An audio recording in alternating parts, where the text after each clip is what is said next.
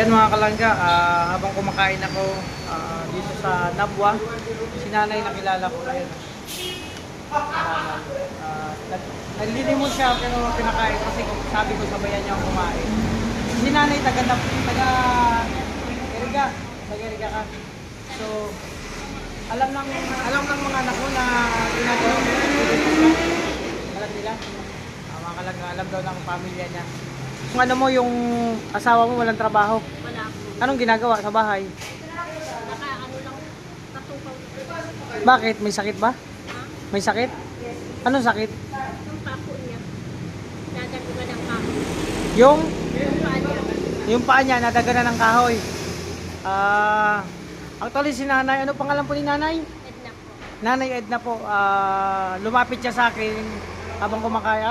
Tapos na ako kumain dito sa Crispy King. Lumapit siya ng limos, so pinakain ko siya na mga kalangga. Kasi naawa din ako, syempre. Ilan taon ka na po nanay, Edna? Ano po? 59. So malapit ka na mag-senior. Agabi si nanay, oh. So, sige, kain ka lang po. Ayun mga kalangga, si nanay. Nay, yung binigay ko sa yung pera, itago mo ha, baka mawala yon. Sayang nun. Oh, mga kalangga, si nanay nakilala natin dito sa Nabwa. No? Pero yung anak mo may mga pamilya na? Pero, Taga saan man nakatira po? doon po sa asawa nila. Doon din sa inyo, malapit. Hindi. Kabla lang po na. Malayo dito. Sa Iliyam po. Sa Sa Iliyam. Ililan. Sa Iligan din po. Iligan? Ilihan po. Saan yun? Sa may ano po kaano, Sa- sa may San Kulas. Sako pa ng, ng Kamsor. Opo. Pero alam nila yung ginagawa mo na nakaabot ka dito sa Nabwa, sa Panlilimos. Opo. Ilang taon mo na ginagawa yung Panlilimos? Tagal na po, sir. Matagal na? Matagal na pala mga kalangga. Bibili ko din po pagkain. Pag lahat ng kinikita mo sa Panlilimos, binibigay mo doon. Hindi po, pinagbibili ko po pagkain sa bahay. Sa bahay nyo. Kaya nga po, binibigay nyo. So ilang taon na po walang trabaho si tatay? Alam po, matagal na po kasi yung pako niya, pinapagamot ko po sa baga po yung paa niya. Malayo sa inyo, no? Ano? Saan nga po pala kayo? Erika. Iriga. So after Nabwa, pag diniretso ko doon, sunod na Iriga. Hindi po, nakasakay na po din dyan. Yung papunta doon. Punta doon. Oo nga pala. Hindi ko kasi dadaanan yun, naaalala. Malayo pala rin nanay, mga kalangga. Nagkataon na nakilala natin siya, si Nanay Edna. Ito, kumakain siya. Mga kalangga, hindi ko alam, naisipan ko lang i-vlog siya. So kung pupunta natin yung bahay niya malayo, kung bibisitahin natin siya, no, malayo talaga. So ano lang, siguro nagkataon na nakilala natin siya para mabigyan ng pamasko. So masarap na yung biscuit. Masarap. Ano yan? Pang tanghalian, almusal? Almusal pa lang. So ipagbalot na lang kita yan para mamaya yung tanghalian. No, hindi ka na problema. Oo. Te, pabalot nga pa ako isang isang Chicken pa po? chicken pa tsaka kanin po. Dine-in? Hindi, take out para kay nanay. Kasi almusal pa lang pala ito. Hindi po, vlogger po ako. Vlogger po. Mga Team Rochelle kami, charity vlogger. Ano ka po? Nagbablog po. Hindi ka pamilyar sa mga vlogger? Yung marami kasing klase ng vlogger, maraming content. Yung content namin, pinaka-priority, charity po. So ito. Ayan. Nay, para mamaya meron ka ng tanghalian, hindi ka nabibili ha. Sino kasama niyo po sa bahay? Ano po, yung kasama ko. Asawa mo lang. Tapos yung Isa po po anak. yung anak mo wala kang kasama, kayong dalawa lang doon. Hindi po, nandun po yung anak ko. Ah. Yung anak ko, wala pa man po trabaho. Wala pang trabaho ang anak mo. May asawa na siya. Binata po. Binata. Nandun lahat po siya. Nag-aaral. Ano po, hindi po. Hindi ko napag-college kasi hindi ko po kaya.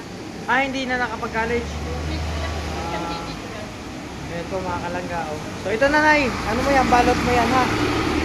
So bayaran ko lang tong kinuha ko.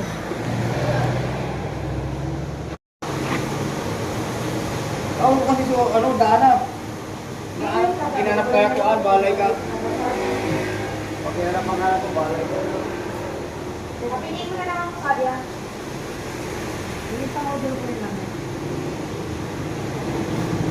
Sir, may 2 pesos ko na lang po. Wala kayo ako po eh.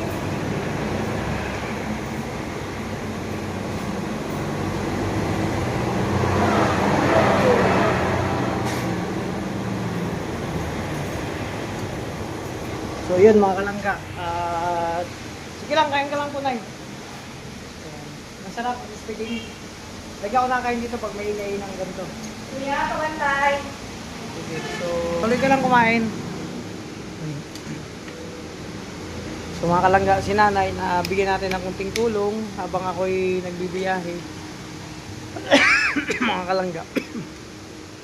So ito, pinagbalot na natin siya para mamaya tanghalian niya. And then, yun. Nagsisimba din po ako. O tama, May hilig po ako sa simbahan. ipag-pray mo nanay na lahat ng charity vlogger ay ligtas sa pagmimisyon, no? Yun lang. Na sana lahat ng mga vlogger na nagcha-charity ay ligtas sa kanilang misyon araw-araw. Yun lang. Yan, magpunga din. Mm. Nangangatin. Buti na ano talaga, kumbaga, what a coincidence na nagkita tayo dito, no? Saan mo lagay yung pera? Diyan. Tago mo, baka mawala yun. Nandyan. Baka mahulog, sayang. Tapos si Nanay Edna, so actually, taga-Iriga siya. Hindi man natin madaanan yung lugar nila kasi papasok pa, dadayuhin pa. So, yun. Binigyan na natin siya ng konting tulong. Tapos, syempre, ayan, pinakain natin siya, si nanay, kasi alam kong gutom din siya, hindi pa nag-almusal. Kahit ako, hindi pa nagka-almusal ko lang din. Nagkape lang ako kanina sa bahay. Syempre, meron pa siyang tanghalian. Nay, ano masasabi mo sa mga tumutulong, lahat ng anonymous at nagsusuporta sa Rochelle, and syempre sa aming mga charity vlogger? Papasalamat po ako sa mga biyaya po pinabigay niyo sa akin. Maraming salamat po. Ayan. Sige, kain ka lang, Nay. Natutuwa lang ako kasi pero tawag nito, wala nang ibang pwedeng matrabahuan bukod sa paglilimos. Anong kasi po, nagtrabaho po ako. Tapos ngayon po, wala po yung amo ko kasi po, wala akong papatrabaho sa akin. Kaya hindi man po yun napapatrabaho kasi wala man po pambayad po. Wala na pang pildo. Parang naputo na yung amo nyo. Opo. Parang nalugi na, ganon. Wala din po siyang nasahal sa akin. Sa ngayon, wala kayong trabaho. Kaya naglilimos na lang po kayo. Opo, wala pa akong trabaho. Sige lang, kain ka lang po. Yan mga kalangga. So, naawa din ako kay nanay kasi syempre, malapit siya. 59 years old, malapit na mag-senior. Pero, tingnan nyo naman sitwasyon niya. So, lumapit lang dito, nagganon, tapos wala, di na tayo dalawang isip, pinakain natin siya mga kalangga. Kahit sa ngayong araw, mabusog siya habang nagdili mo siya, syempre may kunting pamasko tayo. So, salamat mga kalangga sa patuloy na susuporta sa amin, lalo na sa mga charity works. So, actually hindi man talaga ako bababa dito kaso nagkataon na nagutom na ako. Kaya nakita ko tong Crispy King. Kumakain din kasi kami dito sa mga gantong kainan. So, dito ako napadpad ng paa ko na huminto para kumain mga kalangga. So, ito po. Ayan si nanay. Sige, kain ka lang, Nay. Si nanay. Kain lang siya. Ayan. Pangkin na tubig. Ano pala mga kalangga, ang sitwasyon ni nanay, walang trabaho ang kanyang asawa kasi yung paa naipit daw nung nadaganan. So, walang trabaho. Siya yung isa sa naghahanap buhay.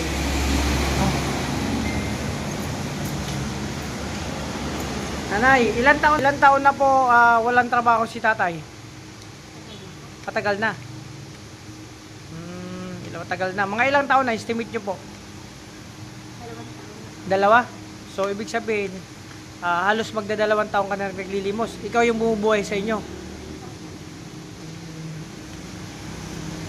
Ilan taon na yung anak mo nakasama ngayon? Ano na po, sama, ano na po, kasi hindi na po niya, kaya lang, hindi po siya nag-aaral. May edad na siya pero hindi nakapag-aral, ganon. Hindi, Nag-aaral po siya, nakatapos lang po siya dito grade. grade 12. Kaya lang, hindi po siya nagpupukali, kasi wala pa ako ipapaaral. Pero ngayon, anong ginagawa niya sa bahay? Hindi niya sa simbahan po siya, lalo siya kapagya. Kasama ni father. Ayun mga kalangga, yun pala ang kwento ng buhay ni nanay. Yung nasa simbahan din ng ano niya. Tapos yung isang panganay may asawa na. Asawa na po. Ilan na? Sa pamilya, 2 po anak. 2 anak.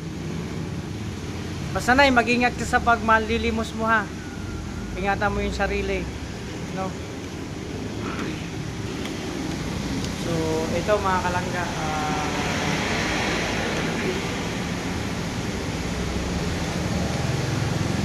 Yun, kain ka lang nay. Nanay Edna, nakilala natin dito sa Nabua, pero taga-Iriga siya. Yung lugar kasi nila, papasok pa. No? Kaya yun, nagkataon lang na nagkakilala kami na Nanay Edna. Siguro kung pinagtagpo din kami na ni Lord na mabigyan siya kayo ng konting tulong kahit pa paano. Mapakain natin siya ngayon. Diba, ngayong araw, nabusog siya at meron pa siyang take out, mga kalangga. So sa pamanilimos, magkano nakikita nyo minsan? Hindi siya nila nagbibigay ng sa akin. Nakakailang ka naman? Ha? 500? Minsan sa isang araw. Pag matumal, Minsan 200 po, gano'n. ganon. So maghapon na yan. Grabe, sipag din ni nanay magtiyaga. Kasi wala man siya ibang alam na trabaho, kundi palilimos. Actually, meron din akong tinutulungan sa aming lugar, taga Bulan, Sorsogon ako. Nanlilimos din siya, hindi makalakad dahil sa lus-lus, hindi pa naoperahan. Tulad sa'yo, nalilimos din. May mga tinutulungan din kami.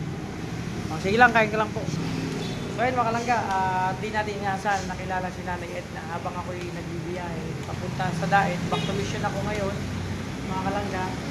So lalo lang ako sa kanya para syempre nadurog din ng puso ko ang sitwasyon ni Nanay. No? So yun, syempre, sitwasyon niya kasi nakakadurog ng puso. So mga kalangga, ako po ay nagpapasalamat sa inyo sa patuloy na support niyo po sa aming YouTube channel at syempre sa mga anonymous dyan na nag-support, no? Na hindi nagpapakilala, nagbibigay ng pang-support, lalo sa pag-charity. So malaking tulong po yan. Lalo na sa mga hindi nag-skip ad sa aming mga channel na panonood. Thank you so much. Kasi tulad dito si Nanay, hindi natin inaasahan na nakilala siya. Syempre, kahit pa paano, sabi ko nga, pag may sobra, no? So, actually, hindi pa ako nakakapag-charity sa mga beneficiary ko sa sunod. Kasi, pag-uwi ko na lang siguro by 22 or 23, pag-uwi ko, doon ko na sila. Pero, nagpabili na ako kay kumari ng mga ibibigay kong pang lechugena, tapos siyempre bigas. So, nawalan ako ng oras para may vlog sila. So, doon ko na lang kasi, yun nga. Salamat tita, no? Alam ko po na kung sino ka man na nagbigay sa amin ng pang-charity doon sa event. And then syempre kay Tita Tonet, salamat, no? Kay Tita Nancy, salamat. At sa lahat pa sa Trosa family, no? At sa lahat ng nagbibigay sa amin ng allowance. Actually mga kalangga, yung binibigay nyo sa amin, yan ang ina-allowance namin. And then pag may sobra, yan po ang sina-charity namin, no? Mga kalangga, tulad si Nanay, meron akong pocket money, so nabigyan natin siya ng konting tulong, napakain natin siya at nabigyan ng konting pera para pang pamasahe niya, pang allowance. So mga kalangga, yun ang ginagamit natin. Kaya sana hindi kayo magsawa mag-support sa amin, lalo na sa mga charity works namin, sa mga vlog, sa mga live. Thank you so much. Sa mga nagpapalipad, maraming salamat po kasi yan po ang idinadagdag namin, pang allowance, pang charity sa aming mga tinutulungan. Sana tuloy-tuloy lang tayo mga kalangga. At again, maraming salamat.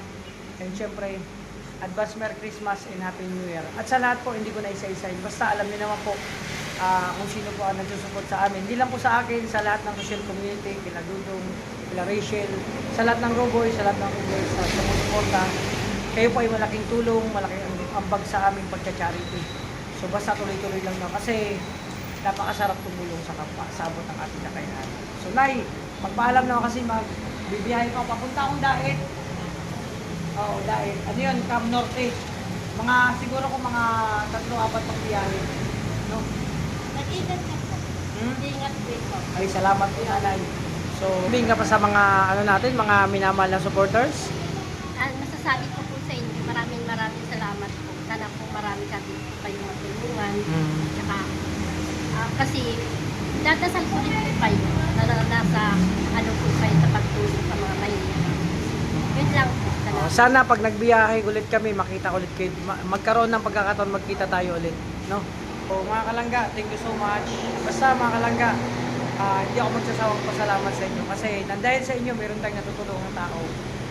On the spot man, sa tulad ni Nanay ni Nanay Edna, o na naman dito.